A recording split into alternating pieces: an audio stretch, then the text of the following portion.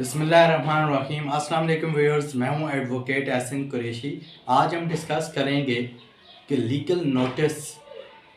क्या होता है और लीगल नोटिस की ज़रूरत क्यों पेश आती है, इसके फ़वाइद क्या हैं और इसके क्या नुकसानात हो सकते हैं, इसके ऊपर डिस्कस करेंगे। आम रूटीन में हम सुनते हैं कि लीगल नोटिस भेज दिया या लीगल नोटिस हमें मिला, तो उसके फ़ायदे और नुकसानात क्या हैं और लीगल नोटिस से क्यों भेजना चाहिए,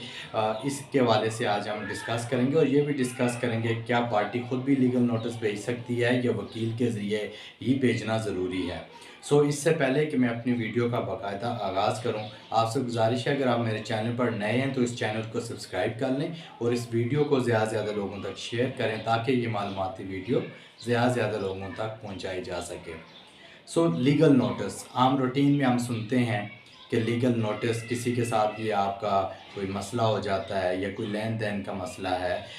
या अमूमन आपने अपनी जो मकान दुकान किराए पर दी होती है और वो खाली नहीं करता किराएदार है, तो वो उसके लिए आप लीगल नोटिस उसको भेज देते हैं। और सम टाइम लोग आपको लीगल नोटिस भेजते हैं। ये लीगल नोटिस होता क्या है, इसके फ़ायदे क्या हैं और इसके नुकसानात क्या हैं, ये कौन भेज सकता है, इसके ऊपर डिस्कस करेंगे। लीगल नोटिस बुनियादी तौर पर इसलिए भेजा जाता है ताकि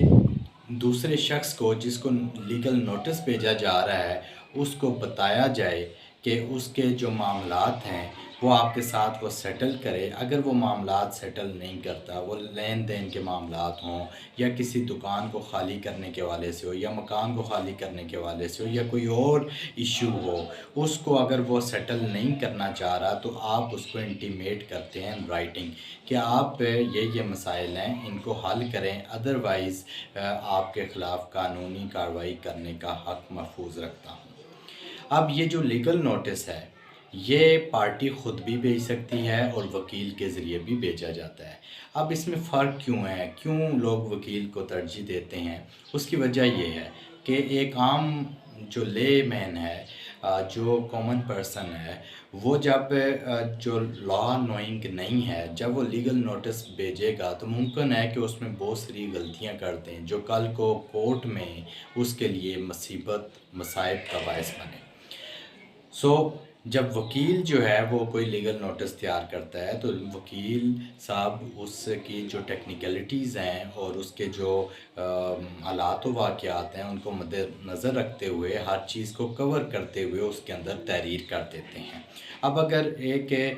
शख्स है उसने ख़ुद ही लीगल नोटिस तैयार कर लिया तो मुमकिन है कि उस लीगल नोटिस के अंदर बहुत सारी चीज़ें वो ख़ुद ही एडमिट कर गया हो जो कल कोर्ट के अंदर उसके लिए नुकसानदेह हों।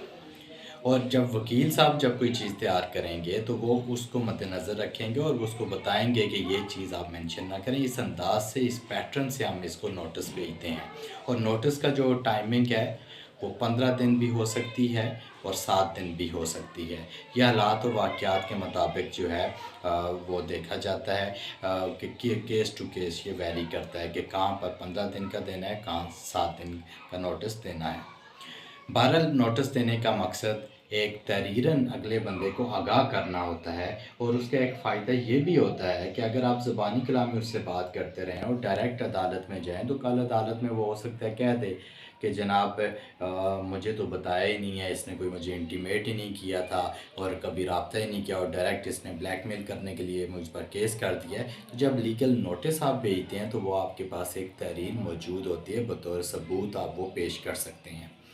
लीगल नोटिस का एक तो फ़ायदा ये है कि आपने जो कुछ उसके अंदर लिखा होता है वो आपके पास बतौर सबूत होता है और वो आप अदालत में पेश कर सकते हैं। अच्छा, लीगल नोटिस देते हुए एक और बात बड़ी ज़हन नशीन कर लेनी चाहिए और जहन में रखनी चाहिए कि लीगल नोटिस में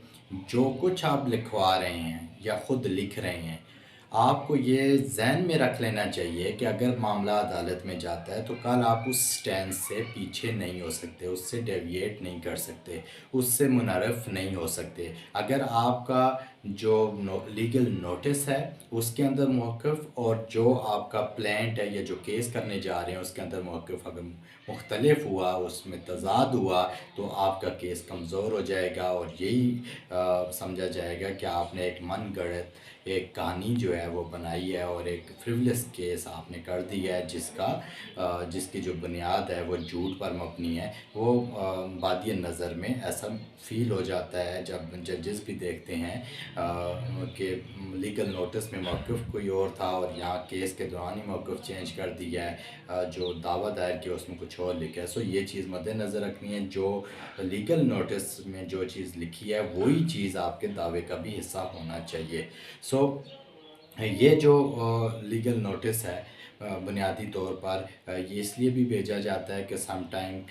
لوگ جو ہے وہ عدالتوں میں جانے سے گھبراتے ہیں۔ وہ جب دیکھے اس کو لیگل نوٹس جائے گا تو وہ کیلکولیشن کرتا ہے، اگر چھوٹی موٹی اماؤنٹ کا لیگل نوٹس بھیجا آپ نے تو وہ جب دیکھے گا کہ میں اب اس کا جواب بھی دوں، وکیل کے پاس جاؤں، عدالت میں جاؤں، اگر اس نے کیس کر دیا مجھے وکیل کرنا پڑے گا، تو